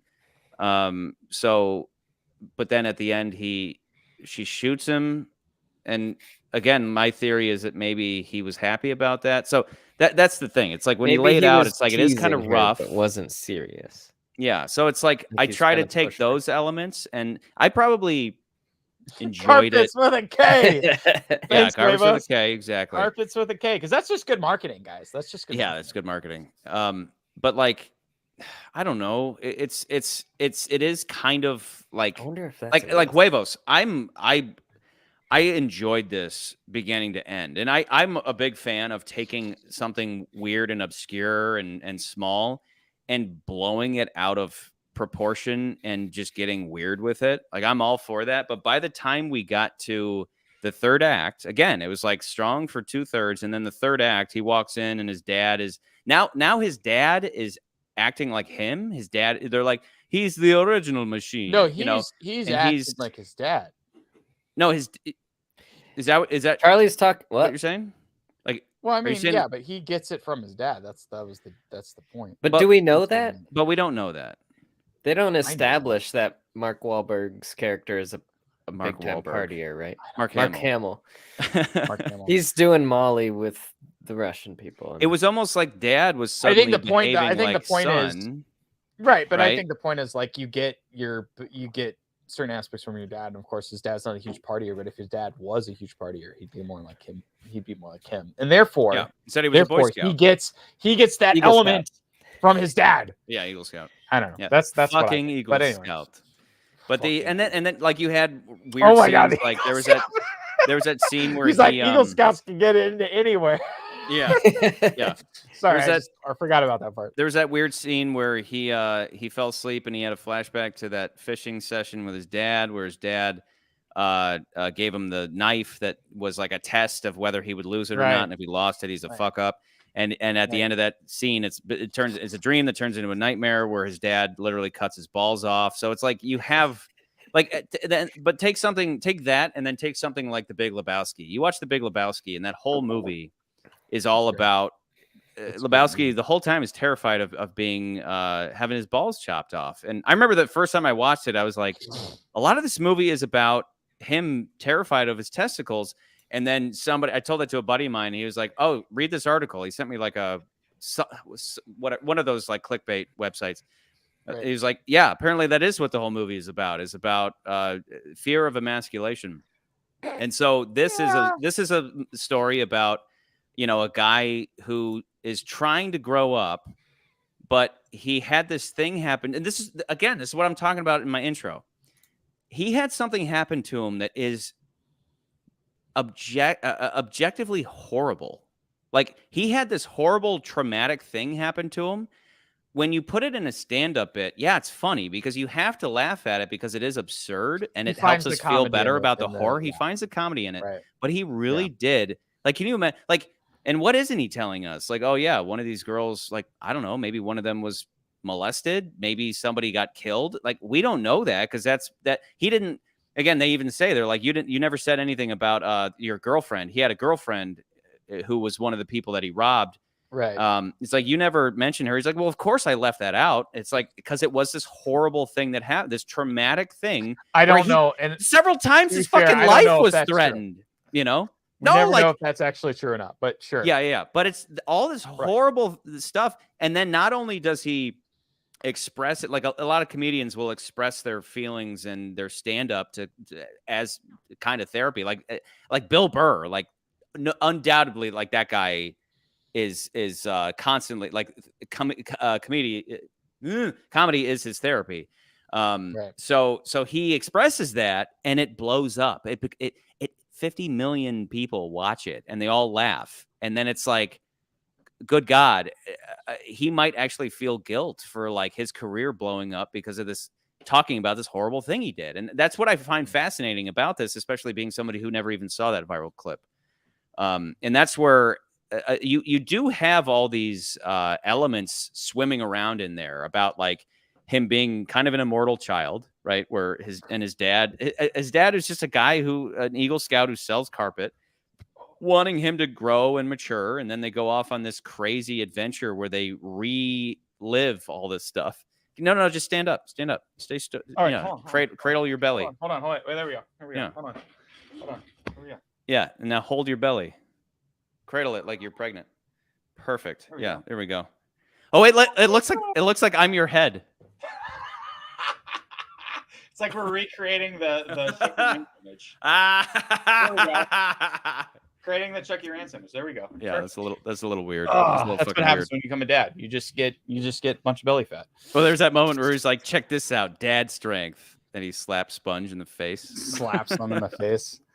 Yeah, again, I think more we're talking about it, more I'm like, Nans is the genitalia. Nans, we need to pull your balls out. Nans is the balls of this trio. I am on board with saying it's better than Scream. That's where I'm at. Because again, I think it's better than Scream. And you won't go above Missing, right? Much. I don't think it's above Missing. I think Missing again is a much more engaging movie throughout. Like you're just like on the fucking edge of your seat the entire goddamn time. I know you don't like the third act as much, but I don't think that they twist and turns so well. This movie, I'm like, it's good. I just don't think it's as engaging as Missing. Like again, I always use that word. It's engaging, but Missing was such a treat where you're just like on the edge of your seat and you're trying to guess what the fuck is going to happen. And then you learn new information, like, holy shit. And it like totally blows your mind through the entire movie. This movie doesn't do that exactly. But I do give it a lot of props for being like a much more thought out movie for something that is based off a comedy bit or a stand-up bit. It's way more thought out than you think it is. And you're like, holy shit, this is actually like someone run me through it beating Scream again. I think Scream, here's the thing. I think when Charlie talks about the essence of these movies, right? He goes into that. Scream 6. I use my hands a lot. Charlie also does this one. This is his other Charlie movie, right? When you talk about the movie and chaos. Deep throating. Deep throating them now. Here's the thing. Charlie, I agree with you. I think Scream 6, after watching all the Scream movies back to back, I was like, yeah, it's the weakest. It's the weakest. And the reason it's weakest, even though it does something interesting where it's like, oh, let's take it out of being in this one town, let's put it in New York City and all this stuff.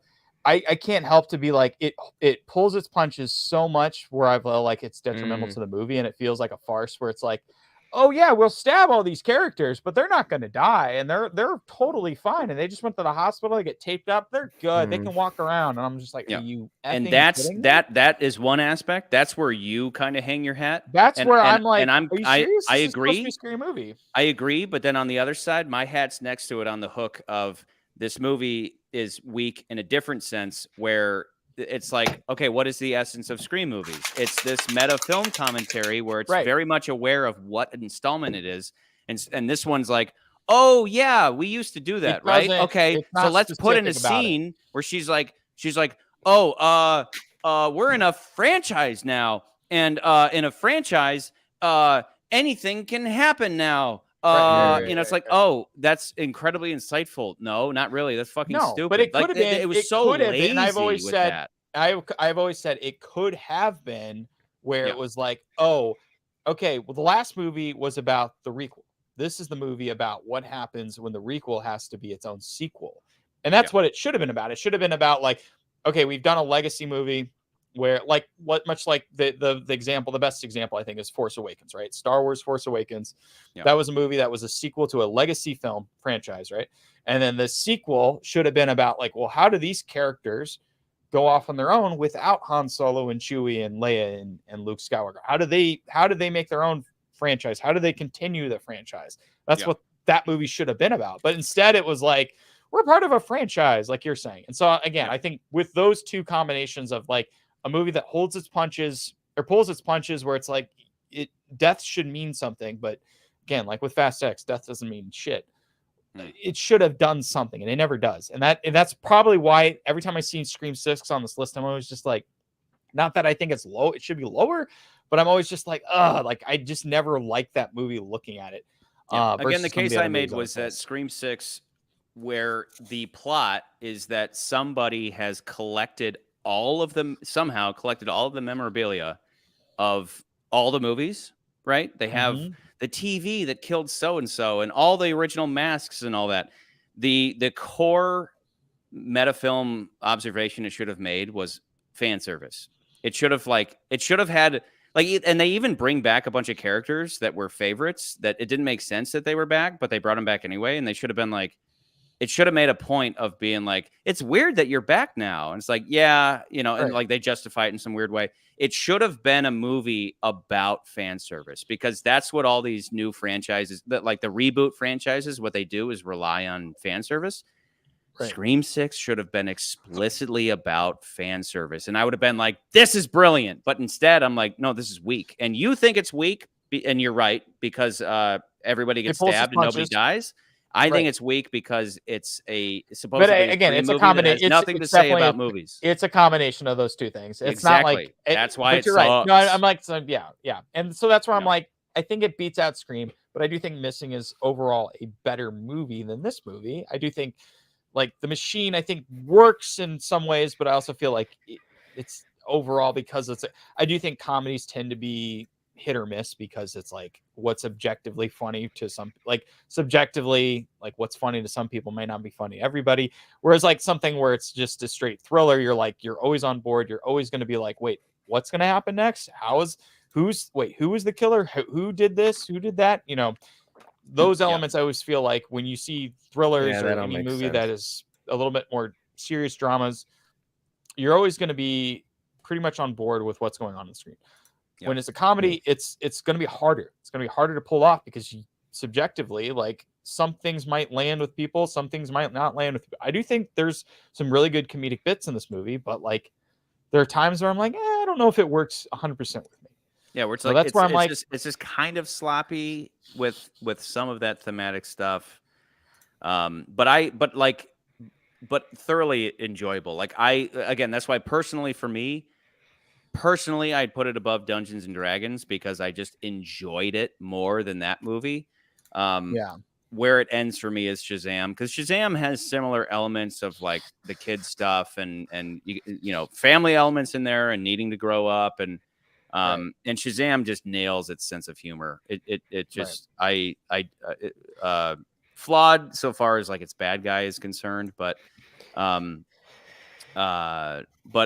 I think we've laid out the case for above Scream. Personally, I'd put it at 10, as high as 10. The last thing I'll say though is, could either of you argue for? I mean, we agree that Megan's messaging. Like, I'm a huge fucking fan of that. That whole movie is Megan's about technology replacing parenting. Which is your only problem with Megan, the robot fight at the end? Yeah, that's where I'm like, I think Megan is overall very solid movie. Like, if you could just throw away the robo fight.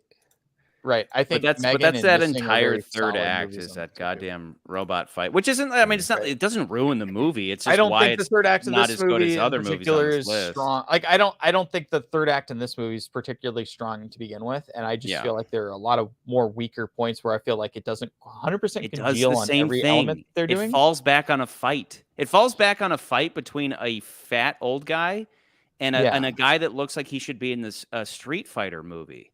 You know, and sure, it's funny, but it like it's all just kind of like loose at the end. Like, you know, you lay out your points about like even the girl killing them, like the one chick killing her dad, and I'm just like, I don't. Yeah, it's like it's just how are we supposed to take it? I'm kind of in agreement with you, where it's like I don't know how that I felt about that. I was just like, what point is this movie trying to make? Was this set up? Was it like it's up to interpretation, and something that like that shouldn't be. It should have been a moment of like her like fuck female empowerment and all that crap. I don't care about, you guys know me. I don't give a shit about that. It should have been about her. It should have been about her as a person.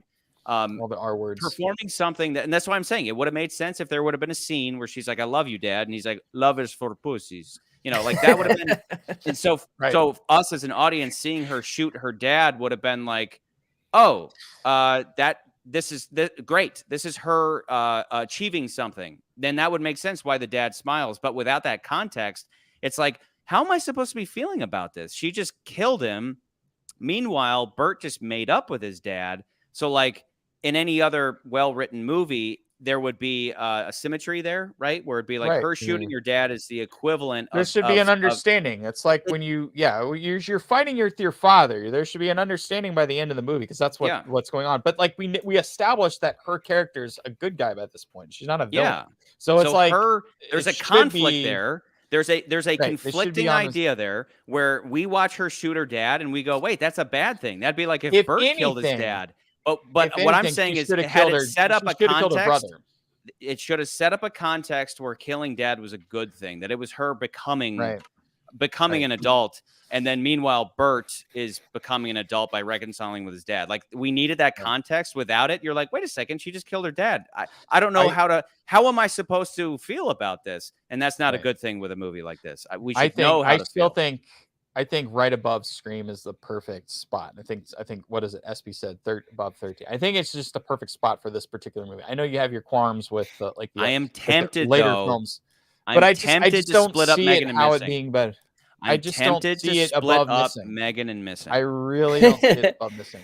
I think Missing is still a but don't do it. Missing, I think, is still a very solid movie. And I remember you guys even talking about seeing Missing. I do. You had your issues with the third act of that movie, but I do think I like Missing a hell of a lot more than I thought I would. Yeah, hell of a lot more. I don't think I just don't see it meeting Missing. I definitely see it beating me on this movie. You agree, Nance? Below Missing. Yeah. Okay. Yeah, I definitely see it. But I agree with you. I definitely totally 100% agree with you about above Scream 6. Like I'm just like, it feels Scream 6 is just, again, it's not been a benchmark for me. It's always like it's in a weird spot because I understand why it's above Mario, but it's like it's just a little weak. And Mario is so fucking weak. Mario is so much fun. Again, what makes Mario fun is just like it is such a fun, joyous movie. I will never watch Mario again. I'm gonna watch. I agree. I'll go play Odyssey instead of watch Mario. Watch it. So I'll only put it on in those circumstances where I'm like, shit. I'm gonna watch it with my kids. My nieces and nephews want me to put on. Bluey's a good show. Bluey is a good show, but it is a great show. But at the same time, fuck Bluey.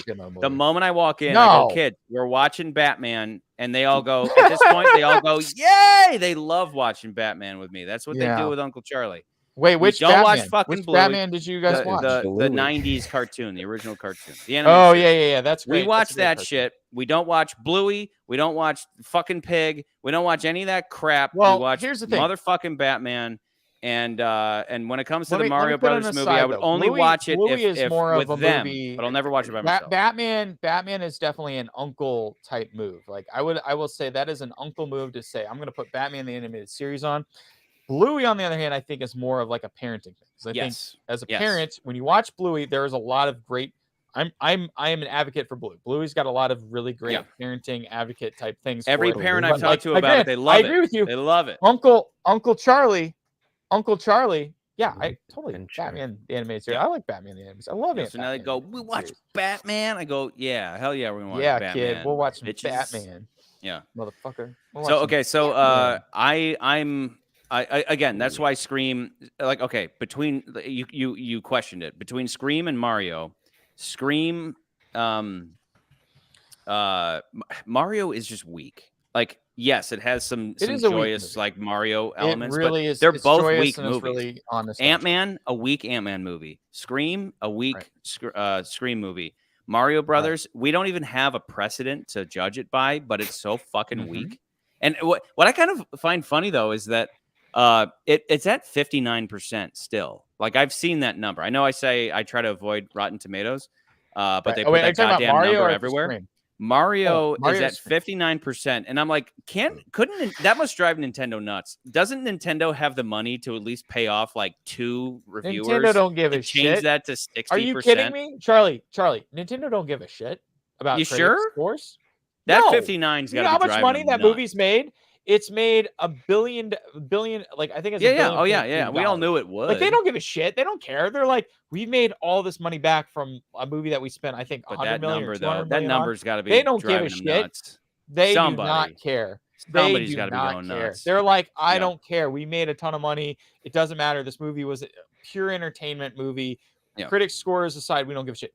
Beau, like as SB just a laid movie out, like it's all Beau Is about being Afraid. safe. We've talked like in the Discord, we talked mad shit about this. We're like, this movie was Play It Safe, the movie. Right, but if they were to do like the only people that are going to care about critic scores are like Ari Aster. Like they're going to care about critic scores because they know they're probably not going to make the money back on their movie, but they want to make sure that the critic scores are good enough so that like they can be nominated for an Oscar later on in the year or get a critical recognition. Like this movie, like Mario, they don't give a shit because they know like we're here to make money and this is what the franchise is. It's a money-making franchise. Who gives a shit about like how well critically it does? No one cares.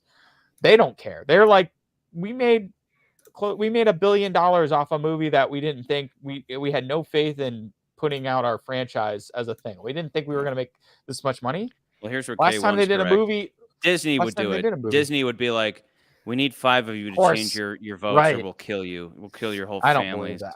Kill all of you. Charlie, you should write a movie about that. Disney's evil. Disney. Huevos. I need Huevos. I need a movie. I need a song for my movie that I'm making, so I can put it in the credits. So, yeah, Huevos. Get on a rap song about how Disney is run by Satan. That's what we need. Charlie thinks everything's run by Satan. Dude, the whole world is run by Satan. YouTube. Come on now. I wrote a whole goddamn book about it. He did what? Yeah, I did. Anyway, the mouse doesn't accept bad reviews. He just doesn't do it. Yeah, exactly. Legit. So, but I'm cool with this because missing is you're right. Missing was something where it had me being like, what? You were so like I remember when we did the review because it was early on when we were doing this, and you were like, dude, I thought sitting through the theater, I was like, this is gonna beat Megan. Like you were like, oh shit, like what? Like but then it got to the third act, and I was got to the third act, and you were all like, no, I don't care. Third act's important. Third act is act didn't work fine. Like again, if Lord of the Rings 3 was terrible, it'd be like, then why would I watch 1 and 2 if 3 was terrible? You know, when's the last time anybody rewatched Game of Thrones? If you rewatch Game of Thrones knowing that the ending's terrible, you're stupid. You're stupid. No, I really like the opener. Yeah, you're stupid because it ends like shit. So, so anything that ends like shit. But I mean, Megan and Missing don't end like shit. They just end. They end on a weak note. Missing Megan, like this amazing orchestra. It's amazing, and it's like it just builds and builds, and you're like, oh my god, this is music from heaven itself, and then it goes down and. You're like, oh my god, it literally ended on a queef. It sucks. The whole thing sucks, and we'll get to that when we talk about Spectre. Spoiler alert. I'm not a fan of fucking Spectre because it ends on a queef. It ends on a big old fucking queef right in your face. I'm a huge fan of Spectre. This is the misinterpreted movie of the entire franchise. Which okay, real quick, because I think Spectre's the best one. Bond James Bond never watches our live streams here, but if he does, he never does. He should. He's always asking when Quantum's going to come out. Quantum is maybe a week from being done, but then it has to sit in copyright land for a month. It is the best episode we've made so far. Like it's the greatest thing anybody's ever made ever. It is so good. But members get it early, right? Or is that still something we're figuring out? We used to do that. We used to do that for members because we didn't do live premieres. But now that we're doing live premieres, we want to watch it with everybody all at once. Yeah, that's more fun. So, but like members will always get those episodes ad free. That's Quantum what that dollar Solace. Quantum Solace. Quantum Solace. Huevos, you're gonna be so disappointed when you watch this episode. Members get it early in August. We have a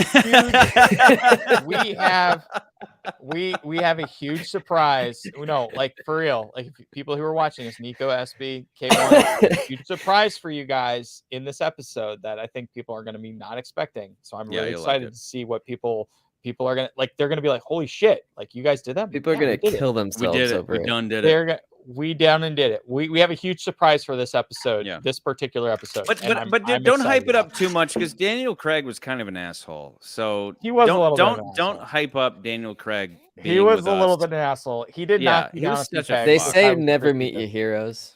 Yeah, he did say that.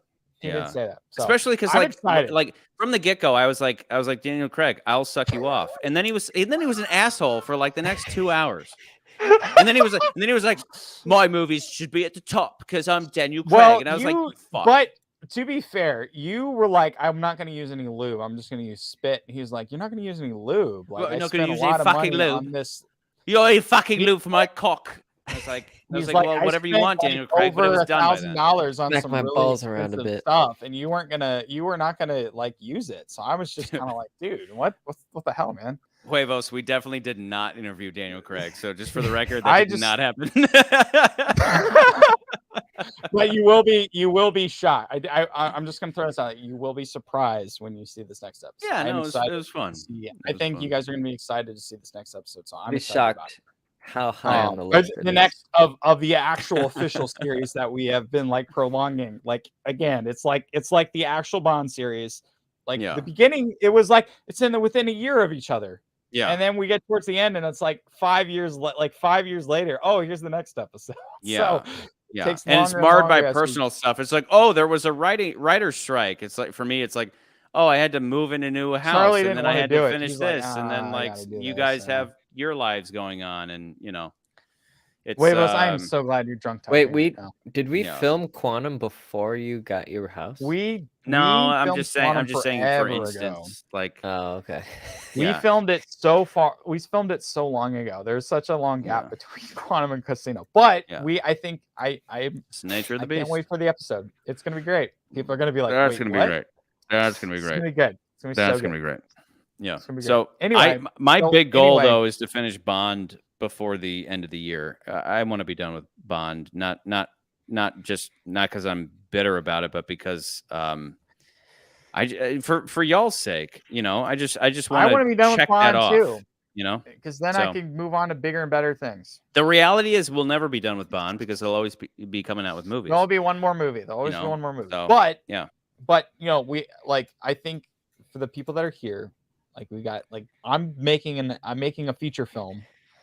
Charlie's directing it.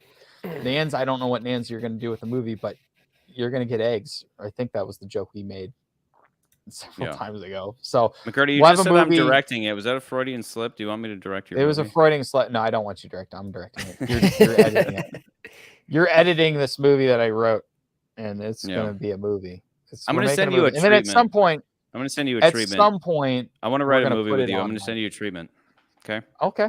We're going to make, after I finish my movie, and then we'll do that soon. I'm going to make a note of it right now. I'm going to send it to you. Send McCurdy porn script. Porn script. Got it. Copy that. Yeah. Making porn script movie. Yeah. Yep. Nans, you're going to start credit track. Yeah, Huevos, I'm telling you, I'm making a movie. I would, if you want to write a song for me, that'd be great. Yeah, that'd be great. I'm sure Huevos is just sitting I don't know if you're gonna make all kinds of songs. Just to make something at the very end of the once, it'll be a year from now when I finish the movie, finish shooting it, we make it, and then we'll start talking about music. But yeah, it's gonna be great. Yeah, we're good with Machine being at number 13, correct? I am making a porn without a porn. Yes, the Machine above the Scream. Machine above the Scream. Yeah, it was. I mean, and Huevos. I'm with you, dude. I thoroughly enjoyed this movie. But as usual, it's like if you don't put a movie at number 1, it's like, you hate it. You hate this. It's like, nope, didn't hate it. It just it's not perfect. Can we change the last? Can we change Zodiac to negative 1,000? Can we change? Yeah. Can we change that to that? Because that's what everything below Cocaine Bear is negative 1,000. Remember, I said, let's just do this. Under this line, this is the shit line. Under this line. That's the shit line. fuck these movies line. That's the shit line. Yeah. Why did that just... So what's for this weekend? Yeah, so we're doing Spider-Man next week. Next week is Spider-Man. Maybe we should convert this to that tier list. S tier. No. We're going to throw shit at you. Yeah. If I could throw things at you through the screen, I would right now.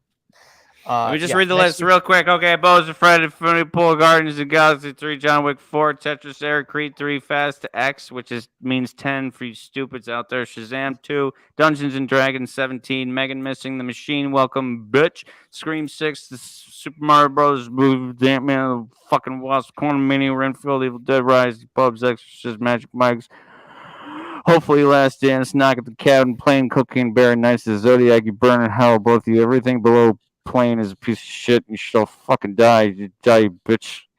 Where's the rest of my whiskey? Charlie I'm gonna needs order to a go eat some cheeseburger after food. this. You need to order several cheeseburger after this one. I'm afraid for your. At least it's not like last episode where I talked about how the Vatican needs to explode. Yeah. Oh God, I just did it you again. might not need to talk about. Yeah, you might demonetize the crap out of this channel. No, like you said that last time, and I was like, dude, you think YouTube wouldn't be on board with the Pope dying? YouTube's like, no, I don't think anybody would, because that's bad business. That's just not good. That's just not good business. It's not good business. It's not a good business. It's just not a good. Any other notes? I honestly, I didn't. I know I was late. Hold on. I mean, I watched this movie only hours ago, but I only made a few notes. I really don't like. I think we kind of covered everything. Again, I think Jimmy Tatro was a perfect casting choice considering the backstory between Bert Kreischer and like how his backstory went. That's like it makes so much sense why they cast him for this movie. I think Mark Hamill was a weird choice to put in this movie. I was like, why Mark Hamill? Like that's why I thought it was written by Bert. I swear I thought Bert wrote it because he's like, I want Star Wars to be my dad. Right. You know. Right. And I feel like I feel like that was a him choice. He's like, dude, I want Mark Hamill in this movie. And I do think he does a good job. I just think it was a weird choice to put Mark Hamill in this movie. Yeah. Again, I thought this movie, as far as the types of movies, this kind of like, I think what was it? A couple movies ago, we had like, this movie's similar to this movie, right? Like this movie, I don't remember what it was we were talking about. We were talking about Tetris and the Founder and Big Short. We're talking about all those. Like they were all in the same realm. This movie is very similar to, I think, Tusk as far as like, what was this movie based off of? It was based off of this comedian stand-up. This like Tusk was based off of a podcast. Yeah. So I felt like that was in the same realm. That was one thing I was mentioning. I thought it was in Cocaine Bear territory, but apparently you guys liked it a lot more than I thought. And so I'm like, it's funny. It's like it is a funny movie. I'm like, for me, I was like, I didn't think it was like that high, but then the more they talked about it, I'm like, yeah, I guess it was, if you guys liked it that much, and I did find it funny. I didn't hate this movie. As usual, I kind of led my audience in the laughter. Like I'd be that guy that would just immediately like cackle, and then everybody would follow suit because my sense of humor is just plugged into shit like this where horrible things should be laughed at. That's hence my fucking opener where horrible things How dare you? have to be laughed at. But at the same time, it is this tragic thing this guy went through. I mean, can you imagine? I mean, again, it's funny. It's the whole bit is I got involved with the Russian mafia at the age of 23. This is how it started. Mm-hmm. And he runs you through this whole thing, and it's like that must have been traumatizing. That must have been terrifying. He really thought he was going to be killed. Yeah. But assuming that it did, that's some awful shit. And it's proof that life is chaos and life is terrifying, and all you can do is laugh about it. And that's why for me, I mean, you guys have heard me go on and on, Chucky Rand style, about generally for me, idealistic people piss me the fuck off because they have a poor sense of humor because they have a poor sense of reality. And that's my general philosophy on life, because I've been around a lot of people who refuse to laugh about things. They refuse to find the sense of humor in life. And they piss me the fuck off because for them, they're always hiding from how life is terrible. And they live in a constant state of denial versus the weaponizing that evolutionary trait that we all have, which is the ability to laugh at like one of my favorite characters of all time is Watchmen's the comedian, because his whole thing is like life is a joke. It's all his final words were, it's all one big joke. And that is the stance that I've always had, because I went through a time, like for me personally, I remember going through middle school. You guys were right there alongside me. Middle school was something where it's not like I was being like abused or, none of my teachers were taking advantage of me or any of that crap. What are you talking about? There was that one time with that one teacher. Shit, you're right. Oh my God, the cobwebs are coming off. But where I coming into adolescence was for me not worth going into, but I went through some shit where what really saved my life was comedy, was laughing with friends, was like coming up with jokes, with watching movies that really distracted you with humor. And a lot of people today, something bad happens, and their first thing is like, bad things should never happen. So therefore, we need to get rid of bad things. And you go, no. You got to find the sense of humor in this, because guess what? Bad things are going to happen your whole fucking life. And you can either cry about it 24/7, or you can find the humor in it and you can laugh and you can feel better about it. So that's where I appreciate things like this, where this horrible thing happened to this guy. Not only did he turn it into a comedy bit, but then he made a shit ton of money about it. And then this whole movie just acts as like therapy for him to reconcile this horrible thing that happened in his past. So I appreciate it on those grounds. I see why it's kind of like right in the middle of the list, because it has some weird thematic stuff. Maybe it needed a couple more rewrites to really nail it. But like the characters are fun. The overall premise is ridiculous, and I appreciate movies like this for that. But and yeah, SB, it's uncomfortable opening up, man. It's uncomfortable opening up, as Charlie Mark Hamill said. You know, Charlie doesn't like spreading his butt cheeks. Yeah. So yeah. To be fair, opening up. I don't think I don't even know what the heck you're. Nance, you never open up. Oh, I'm just talking about like maybe someday I'll go into it. I mean, McCurdy, you remember we were on the wrestling team together, and what did I always do? You got your ass beat. No. Oh yeah, his nose won all the time. So fun fact about Charlie, his nose bleeds very easily. So I swear to God, every wrestling match that Charlie ever was in, he would have a bloody nose. And I either either had a bloody nose or I would puke my guts out. One of the two. It was bloody nose. I remember bloody nose. It was both. It was bloody nose and puking my guts single out. Match. There was a reason for that I'm not going to go into tonight, because we're at an hour 40 and we should close up. But at that time in my life, I was going through some shit, and humor saved my life. And then it led me on this path of being like, life is just nothing but bullshit. And you can either cry about it or you can laugh. Or you can and listen that's to why Linkin I Park. like movies like this, because it's like take lemons, take fucking lemons and make lemon drops out of them, bitches, and drink them down and feel warm. Can we wrap this up? Yeah, we're done. I gotta pee. All right, so tonight wait, pee in this. There's only one person. There's literally only one person you can toast. Yeah, there's only one person. It's Bert. Bert's the only guy, because he wrote Albert. It was his story. Albert Jr. It's actually Albert, so that's what kind of Albert Jr. The real Van Wilder, which blows my mind. Which is wild. It's so I was just wild, like, wait, dude. what? He was Van Wilder. I mean, he wasn't a playboy though, right? There's no way. No, but I can't believe that he was. He got big titties. The OG Van Wilder. That recurring joke though totally worked for me. Where everybody who met him, like real quick, let's lay that out. The whole thing is that he goes back to Russia, and little does he know that in Russia he's like a folklore-esque, like a mythical. There's vodka with his face on it. Yeah, and stuff. Yeah.